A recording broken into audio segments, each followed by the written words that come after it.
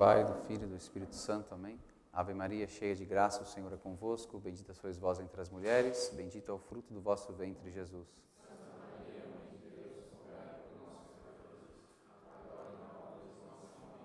Maria, auxílio dos cristãos. São Bento e São Mauro. São Pedro de Alcântara. Em nome do Pai, do Filho e do Espírito Santo. Amém. Eu estava lendo a história de um santo e achei bem interessante trazer essa história para essa aula, pois, como a maioria dos santos de sua vida, nós conseguimos tirar sempre assim, uma infinidade de exemplos que nos inspiram a praticar as virtudes e, de alguma forma, podemos nos aproximar mais de nosso Senhor, né? E para combater os nossos vícios e adquirir virtudes, é necessário sempre oração e penitência, que nos é ressaltado sobretudo no tempo da Quaresma, né? Mas é uma tarefa contínua. Contudo, a penitência não é uma tarefa assim tão adotada, sobretudo nos tempos atuais.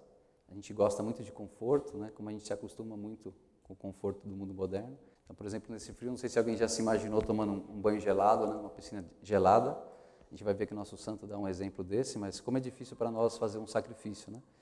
E a penitência, por sua vez, ela exige renúncia, mortificação e, como disse, isso nos custa muito. No entanto, a gente não pode fechar os olhos e negar o Evangelho. Aqui cito alguns trechos sobre esse tema, né? Então, por exemplo, fazer penitência porque está próximo o reino de Deus, foi dito por São João Batista. Nosso Senhor, em duas passagens, só para ressaltar, se não fizerdes penitência, perecerei todos. E também que essa espécie de demônios, ele se referia em uma passagem, né? Não se pode expulsar senão pelo jejum e pela oração.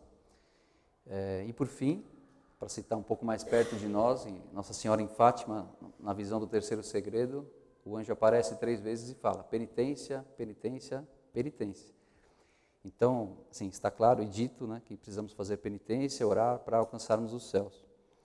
E sabemos assim que não se trata puramente de aspectos naturais, né, como dominar a fome, a sede, o sono, enfim.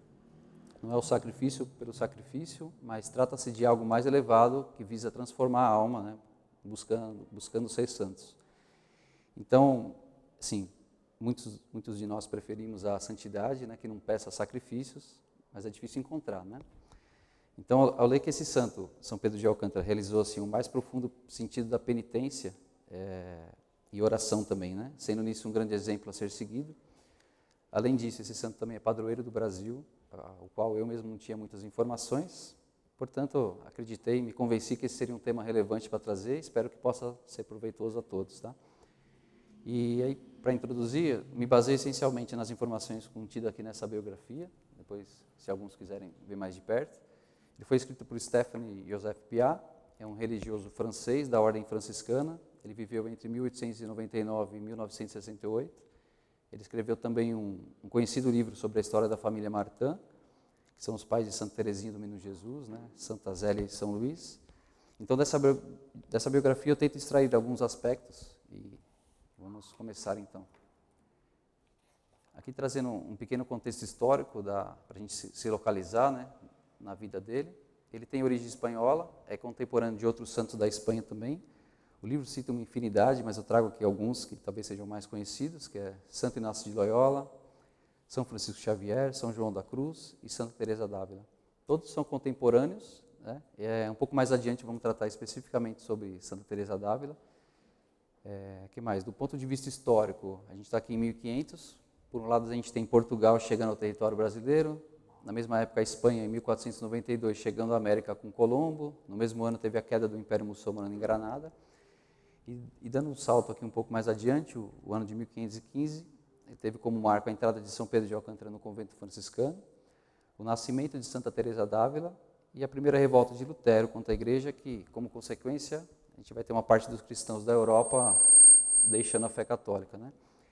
Então, assim, para grandes males ou para grandes doenças, a providência sempre suscita grandes remédios, nos trazendo santos cuja a penitência reparadora e a oração trazem respostas aos erros de seu tempo, né?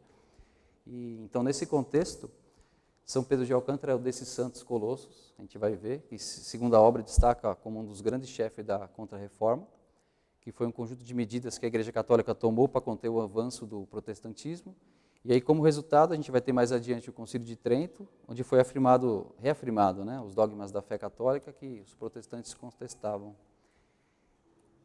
Entrando aqui na vida do santo propriamente dita, São Pedro de Alcântara nasceu em 1499 em Alcântara, na Espanha, na região da Extremadura. Conta que o pai, ele era legista de formação e era nobre de origem, e na ocasião era prefeito da cidade. Já sua mãe vinha de uma família de aristocracia também, e disse que era muito piedosa e passou essa piedade à alma do filho. Quanto ao santo, relata que na infância ele era um menino forte, alegre, tinha muitos dons naturais, inclusive tinha uma excelente memória que vai facilitar citar diversos fragmentos da Bíblia mais adiante sem enganos, né? Aí ele se dedica ainda jovem ao estudo da gramática e da filosofia. A gente vai ver que é uma criança assim comum, modo de dizer, que preenchia o tempo livre com orações e mencionava que quando ele não era encontrado, por certo estava no oratório da casa, ou seja, uma criança muito fácil de encontrar, sobretudo nos dias atuais, né? Inclusive ele guardava pessoalmente a chave do oratório da casa e tinha o costume de enfeitar o altar, adornar a imagem da Virgem Maria e costumava se demorar em contemplação. E conta-se um fato, que uma vez ao voltar da escola ele tinha o costume de sempre visitar a igreja e um certo dia ele estava demorando muito para voltar, aí foram procurá-lo, estava na igreja atrás do órgão, estava lá em êxtase, demorado por já um tempo, né? E aí diz que daí em diante o seu pai, ao saber do fato, deu ordens para não mais o incomodar.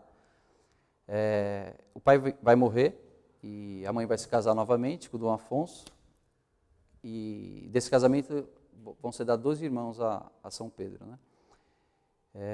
Mais adiante, o padrasto, percebendo o valor do enteado, vai mandar ele se formar em filosofia e iniciar no direito na Universidade de Salamanca.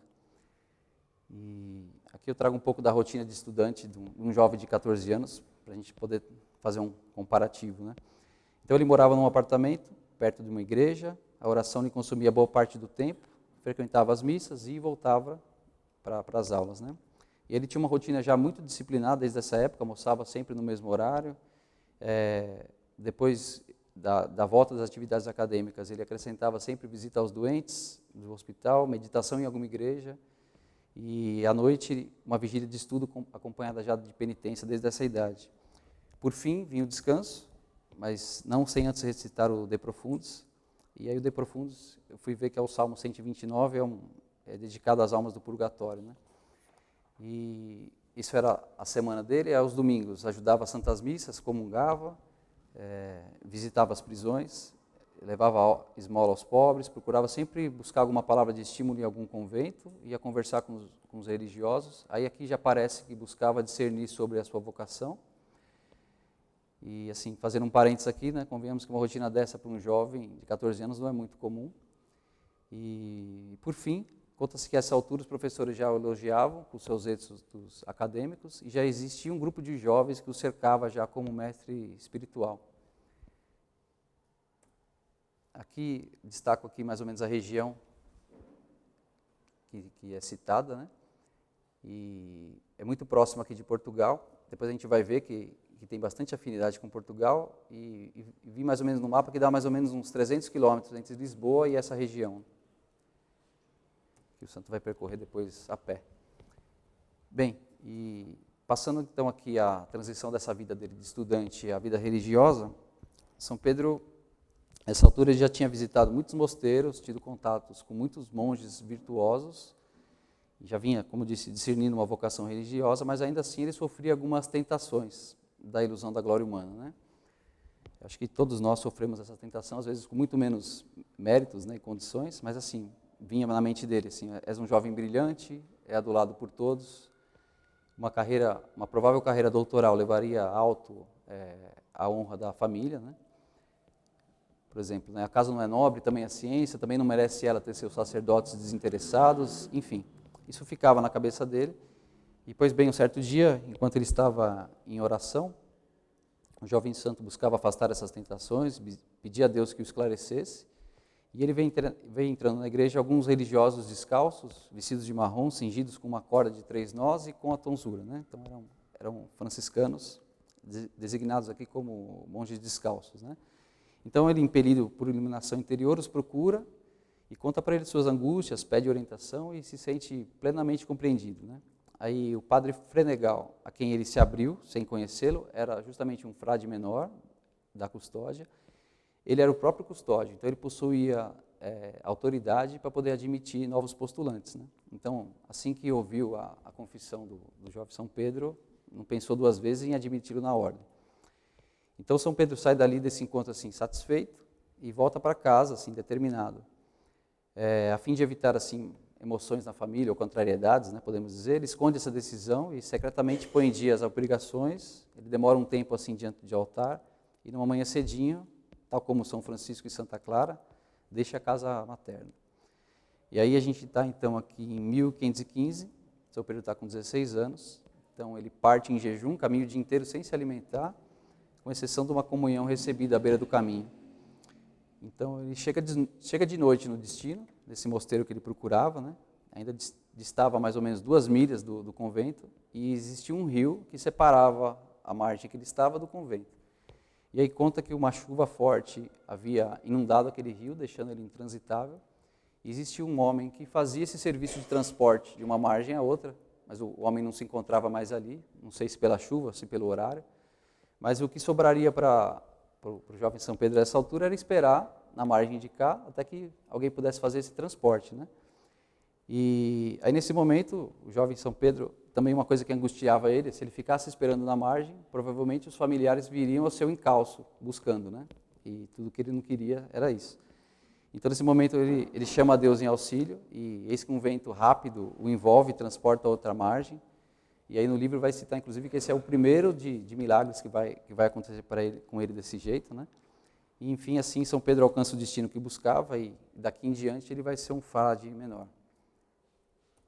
Então, passando aqui a vida religiosa dele, vamos tratar um pouquinho aqui como é que foi a acolhida. São Pedro é recebido pelo padre Miguel de Roca, e esse padre não havia sido informado da chegada, né, de São Pedro. Então ele acolheu São Pedro com ressalvas, manda São Pedro fazer um retiro durante um tempo, enquanto ele ia discernir sobre essa admissão, para ver se ia chamar ele ou não para participar. Depois de um tempo, né, ele percebeu que deveria acolhê-lo, né? E contudo a gente deve pensar aqui que ele não foi tratado com privilégios nessa chegada, ele teve um tratamento comum, né? Pois tudo indica que foram bastante severos para com eles. Por exemplo, apesar dele ter êxtases durante as orações, não deixavam de incomodá-lo, né? Tirarem para fazer os trabalhos normais de andamento do convento, né? Entre as responsabilidades que ele teve, ele foi porteiro, sacristão, também trabalhou no refeitório, entre outras funções, né? E durante essas contemplações, ocupavam eles com os trabalhos, normalmente, né? E não deixavam de aplicar penitência e reprimendas quando julgavam necessário. E São Pedro, sempre muito obediente e humilde, entregava esse sacrifício sempre a Deus, né? Um fato curioso desse seu ingresso, o seu biógrafo diz que mesmo após um ano da sua entrada em religião no convento, ele desconhecia completamente o aspecto, por exemplo, que tinha a capela. Ele tinha o costume de andar sempre com o olhar para baixo, né? E já exercitando a humildade, também para evitar distrações e tentações. Nesse momento, então, nessa altura da vida, São Pedro, ainda muito jovem, ele sentiu uma fadiga assim, fulminante durante a oração. Isso a gente pode pensar que pode ser tanto obra do tentador, né?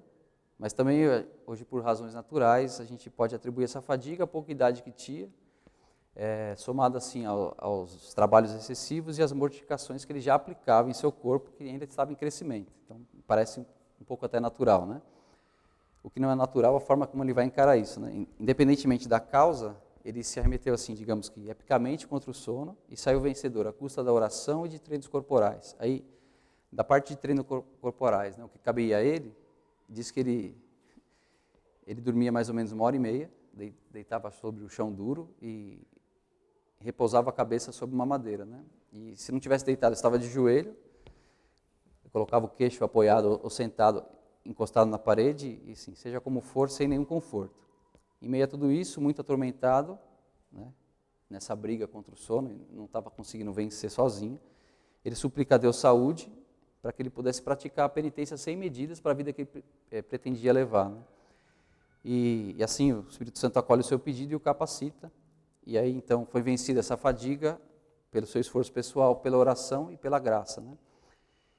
Então, até aqui, acho que o diabo estava meio esperando um pouquinho, ver se ele desiste, mas já que ele conseguiu avançar e seguir com a sua intenção, o diabo entra em cena agora e começa a persegui-lo, com gritos, com ruídos noturnos, derruba-o, sufoca-o, né? E o que eu achei mais impressionante é que cobre ele com uma chuvarada de pedras. E aí diz que nas manhãs seguintes, né, que não foi uma vez só, as pedras ainda podiam ser vistas na sua cela. E aqui o que, para pensar um pouquinho, né, a paciência, acho que dos confrades vizinhos deve ter também sido trabalhada, porque eles tinham que aguentar essa barulheira no quarto vizinho de São Pedro, né? Então, em meio a tudo isso, essas tentações que ele sofria, diz que ele se contentava em murmurar: sofro com prazer as violências por amor do bom Jesus.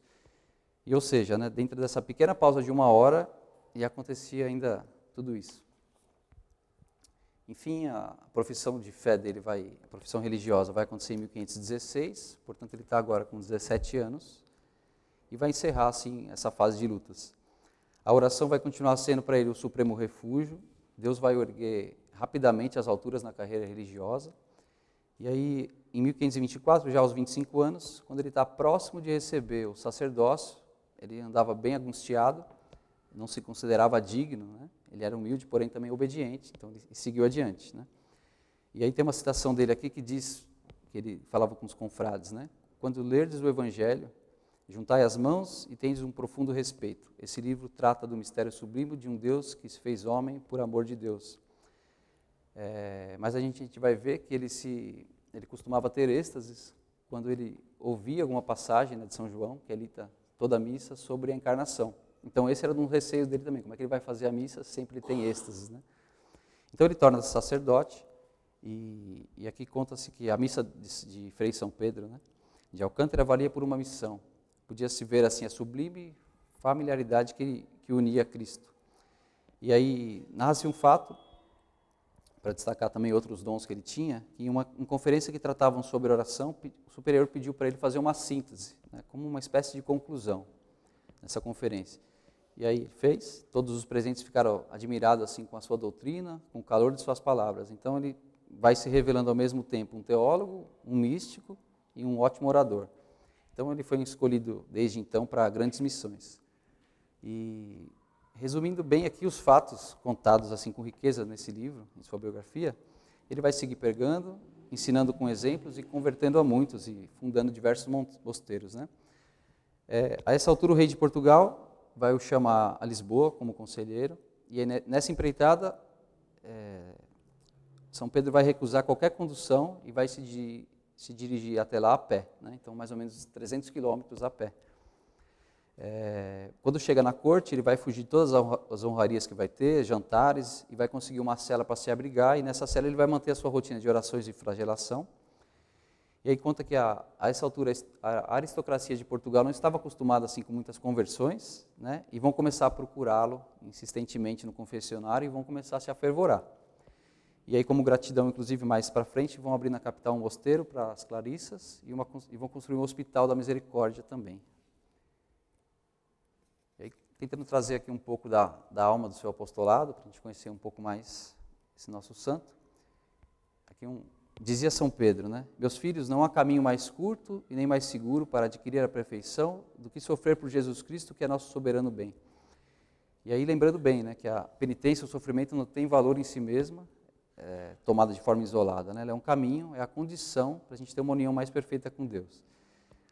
De São Pedro também, que fez um pacto com o irmão burro, e aí, o irmão burro é o termo que São Francisco atribuía ao próprio corpo, né?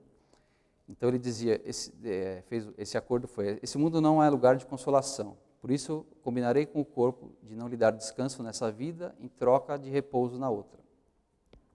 Aí acrescentemos a isso também a sede que o santo tinha de oferecer sacrifício em reparação às heresias que vão surgindo na Europa.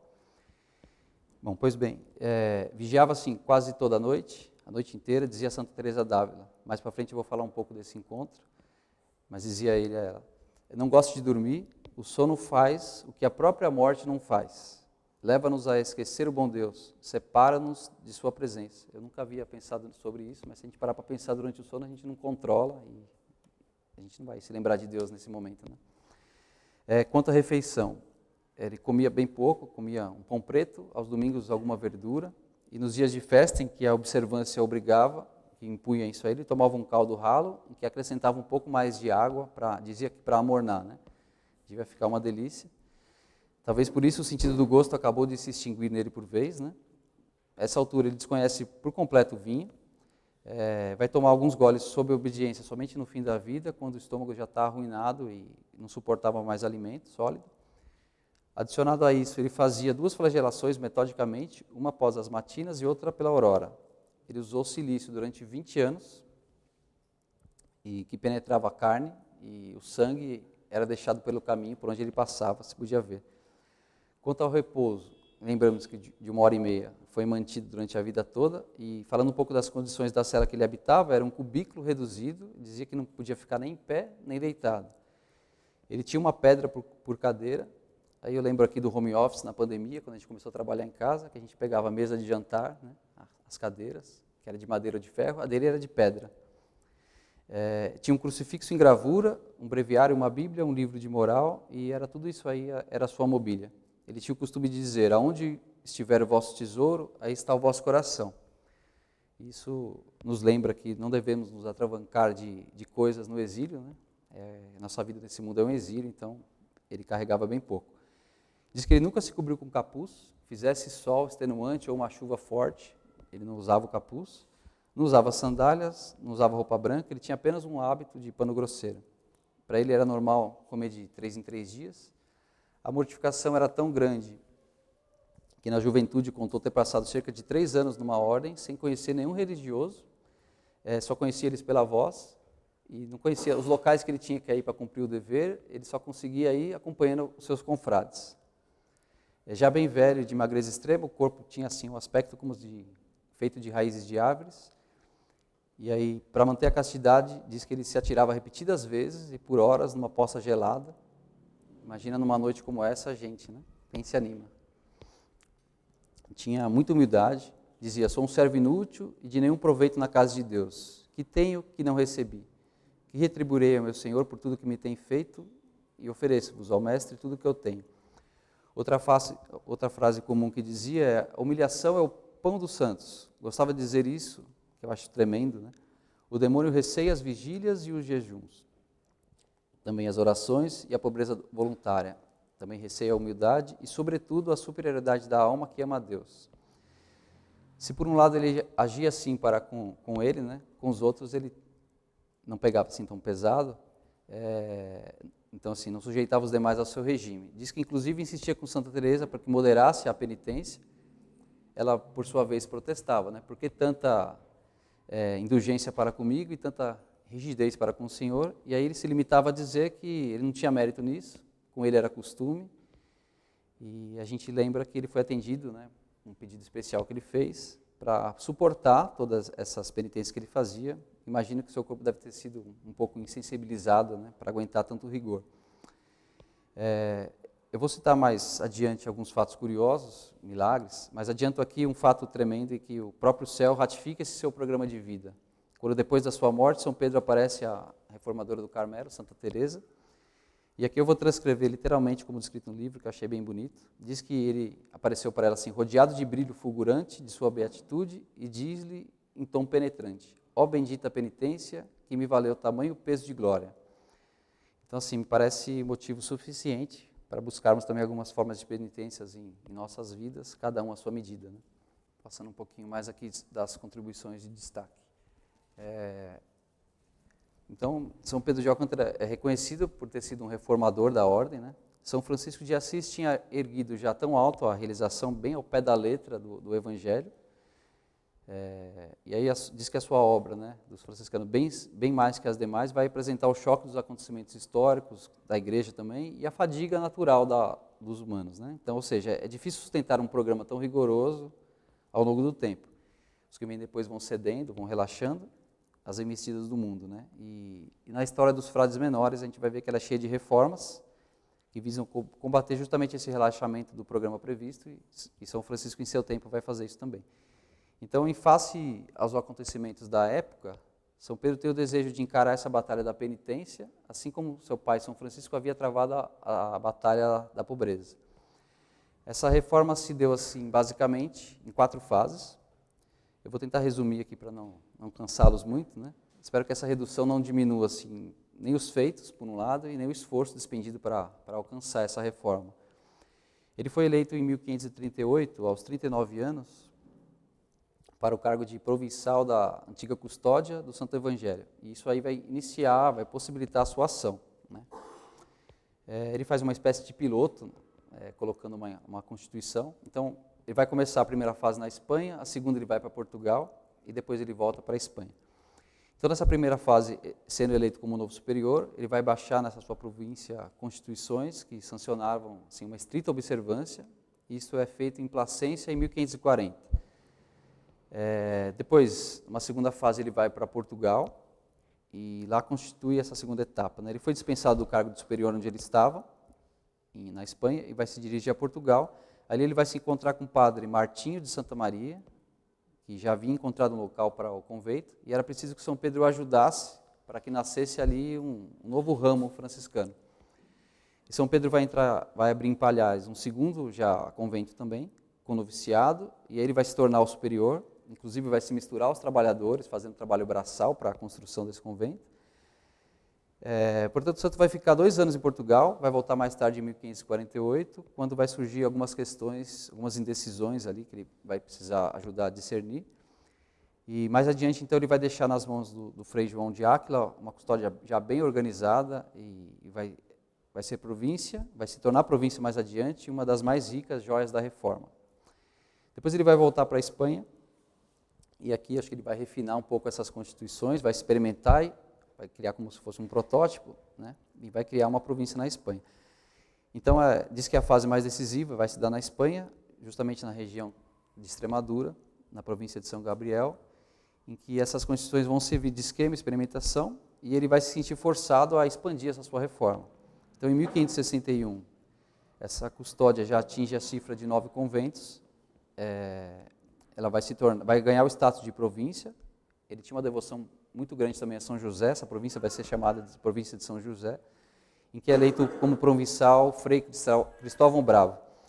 E aí a quarta e definitiva fase dessa reforma vai se dar com a bula em suprema de Pio IV, que vai ligar novamente os alcantarianos ao tronco da observância, e aí vai também unir os freis descalços da Espanha e Portugal, e diz que vai ser, nesse século, vai ser o ramo mais vigoroso dessa ordem.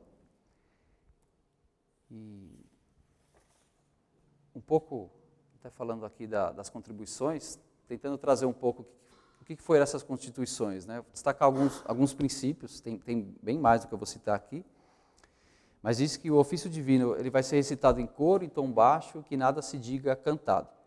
Vai ser feito 3 horas de meditação em comum a cada dia e 1 hora de trabalho manual. E aí, conforme o espírito de pobreza, eles vão andar sempre descalço e vão usar vestes grosseiras, dormirão todos sobre tábuas e farão todo dia o exercício da disciplina, exceto domingos e dias santos. Exceto em caso de doença, fica proibido carne, ovo, peixe e vinho. Diz que todo fundador, isso aqui eu achei bem interessante, né? Mostra bem o desprendimento. Todo fundador vai permanecer dono e vai poder, à sua vontade, expulsar, seu bel prazer, os religiosos. E, em caso de saída, toda a mobília que ali haver deve ser deixada ou substituída. E aqui diz que eles deveriam apresentar anualmente as chaves ao dono, né, como para ele, todo ano, reafirmar se eles devem continuar usufruindo daquele imóvel ou não, né? Assim, eu achei tremendo que é uma entrega total, né, à divina providência, né? É tremendo. E quanto às celas, diz que mal permitiam deitar-se, as portas eram tão baixas que parecia que eles estavam entrando numa sepultura, e aí São Pedro inclusive dizia quanto a isso, né? Os que vão morar aqui devem estar mortos para o mundo. A humildade do quarto deve lembrar que o caminho do céu é estreito e difícil. E diz que mais de uma vez, então assim, era extremo, né, a alimentação deles e esse esquema de vida. Diz que mais de uma vez ele usou do seu poder aqui de taumaturgo para alimentar em viagem os religiosos que estavam extenuados em jejum. E sua reforma, sem dúvida, é um calvário, mas também é uma montanha que vai ser convidada apenas os fortes. Então, assim, como síntese de tudo isso aqui, acho que poderia ter dito que acho que já valeria o tópico todo, que são os resultados que ele vai alcançar com tudo isso, né? Diz que a reforma alcantarina progrediu em ritmo bem rápido, chegou a contabilizar 20 províncias, 22 dos seus filhos foram canonizados, e lançou missionários pelas terras do Novo Mundo, desde as Molucas, que são mais de 1000 ilhas na Indonésia, nas Filipinas, na China, no Japão, é local inclusive que o martírio de sangue vai coroar, o martírio da penitência. Aqui eu trago uma citação de São Lucas, né?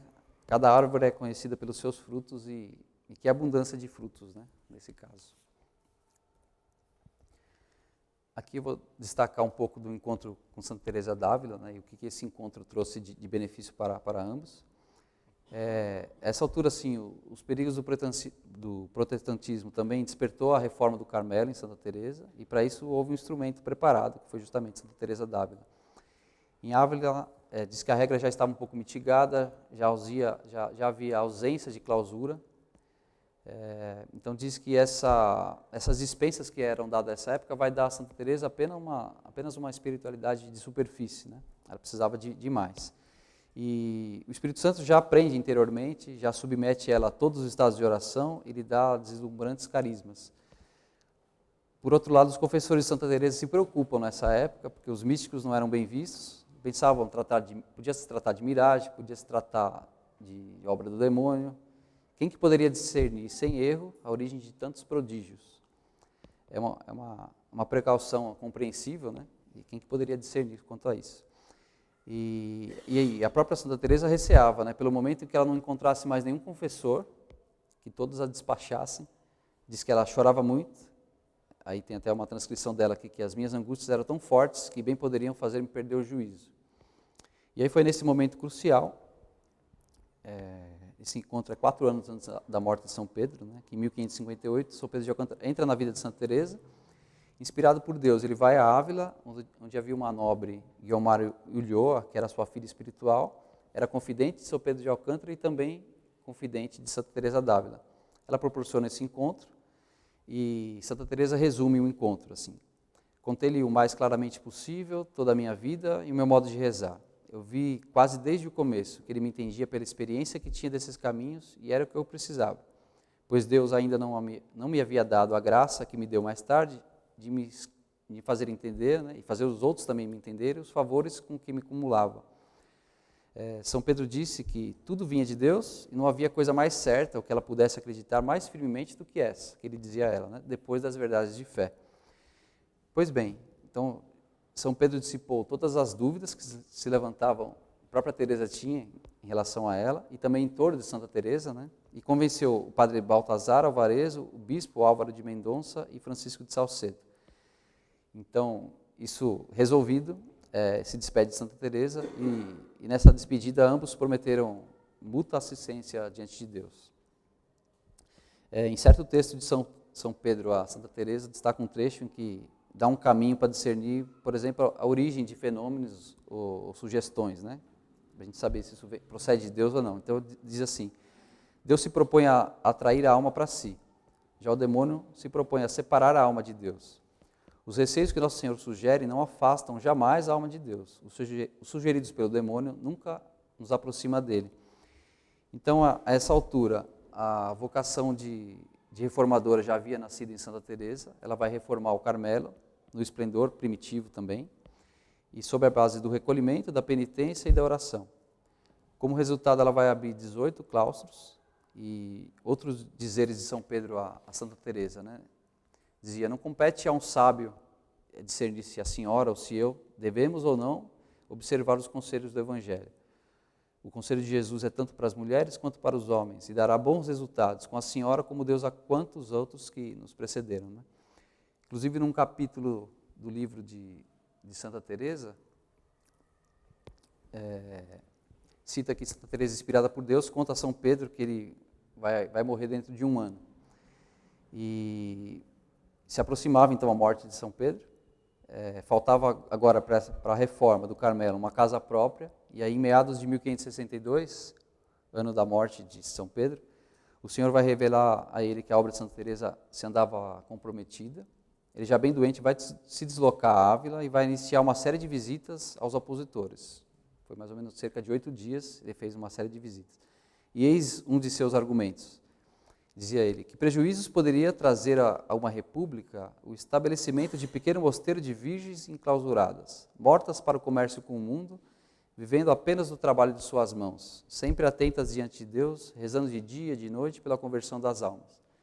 E com esse argumento, tomba assim a última fronteira de resistência que Santa Teresa encontrava, e ele vai voltar para a Espanha. Então, logo que chega o breve da fundação, que foi redigido nos termos propostos por Santa Teresa, ela toma imediatamente conta da casa, logo vem as postulantes, e a inauguração vai se dar em seguida, dia 24 de agosto. Depois da inauguração, São Pedro vai voltar para a Espanha, e mais tarde a própria Santa Teresa vai expressar, né? Devo dizer que, de fato, o bem-aventurado Frei Pedro de Alcântara, que fez tudo, apoiou nossa iniciativa e nos conseguiu os favores de muitas pessoas. Então, além de ser um confessor e ajudar ela a discernir a sua vocação, ajudou ela também a reformar o Carmelo nos modos parecidos que ele fez. Do alto dos céus, o santo São Pedro de Alcântara continuou cooperando sobrenaturalmente com Santa Teresa. Relata que diversas vezes, quando as coisas se apertavam, ele aparecia a ela para guiá-la e para encorajá-la. E um fato tremendo diz que Santa Teresa soube por revelação divina que entre seus contemporâneos São Pedro de Alcântara foi um dos privilegiados que passaram a beatitude sem passar pelo purgatório. E destaco aqui um fato que Santa Teresa presenciou, narrado por ela, né? Diz que numa missa celebrada por São Pedro de Alcântara, ela teve uma visão e viu São Francisco de Assis e Santo Antônio de Pádua servindo São Pedro de Alcântara nessa missa, né? Isso é tremendo. E avançando um pouco aqui, já falei alguns milagres, algumas coisas que aconteceram, e eu vou trazer um pouco mais adiante uma dessas contribuições. Citando, sim, da sua obra,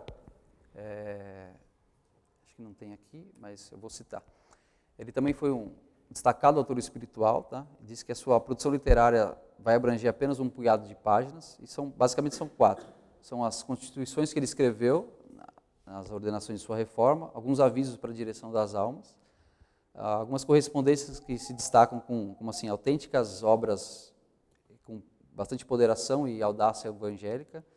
Tem 2 cartas de Santa Teresa também, que tem bastante citação num livro que ela escreveu, e tem 2 em específicas que tratam sobre o discernimento dos espíritos e a pobreza, né? Um trecho dessa carta eu li para vocês aqui.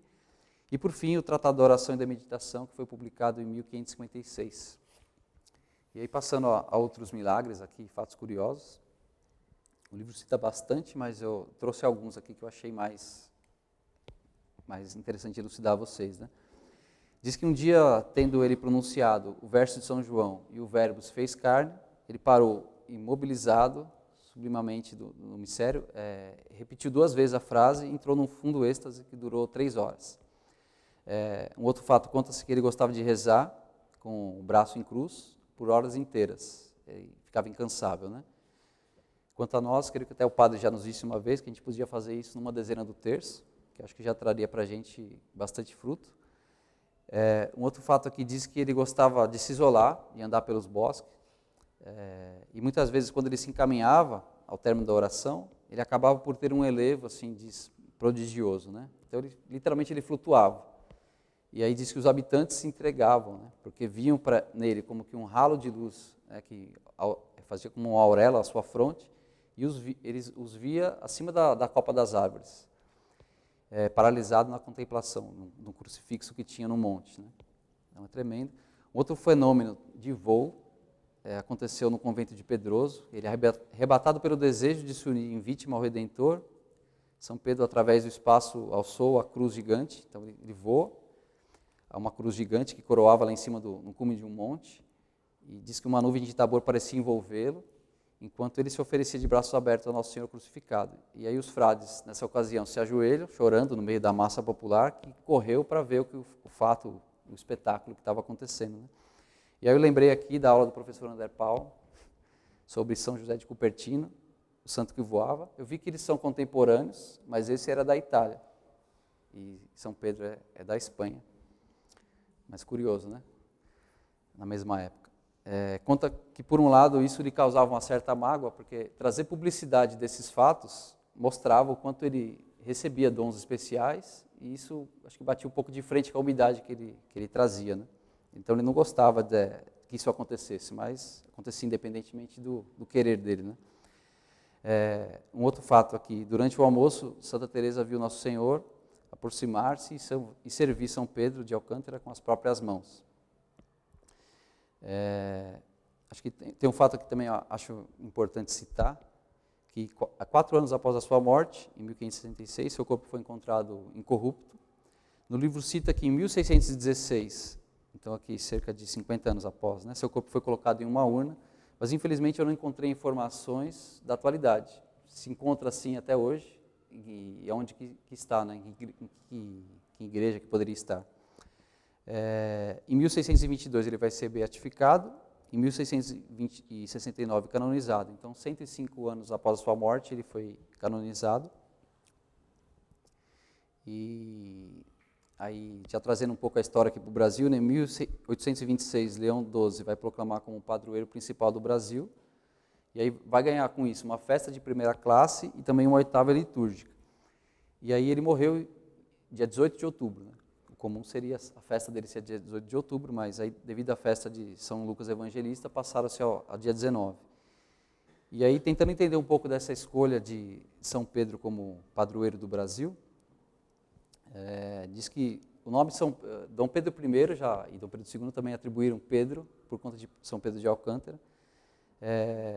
A corte portuguesa já tinha uma devoção especial a São Pedro de Alcântara desde 1606, quando São Pedro vai ser conselheiro de Dom João. Então, ali, muitos se afervoraram, né? Diz que muitos nobres também acabaram entregando a sua vida religiosa. E aí Dom Pedro, quando vai buscar estabelecer um padroeiro para reger e administrar os negócios na nação, ele não tinha dúvida em escolher São Pedro. E foi por isso a escolha, né? É um santo muito, então, popular na Espanha e em Portugal. O Brasil sendo colonizado por Portugal, isso foi um pouco natural.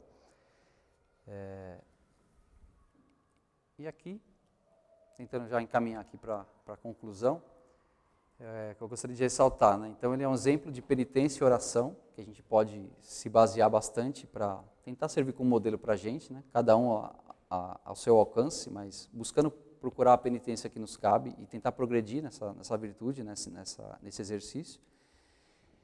Destaca aquele padroeiro do Brasil junto com Nossa Senhora. Então, o fato de Nossa Senhora ser padroeira não anula ele ser padroeiro do Brasil.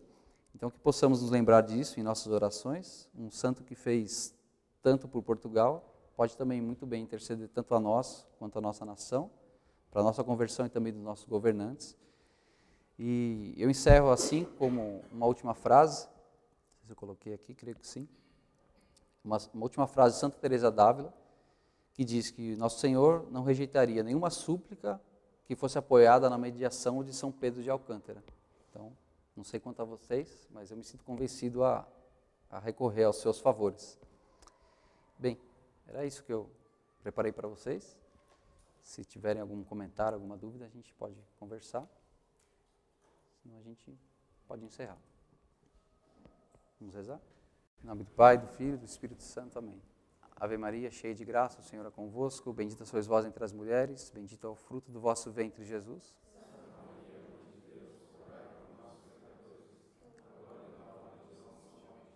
Maria, auxílio dos cristãos. São Bento e São Mauro. São Pedro de Alcântara. Em nome do Pai, do Filho e do Espírito Santo. Amém.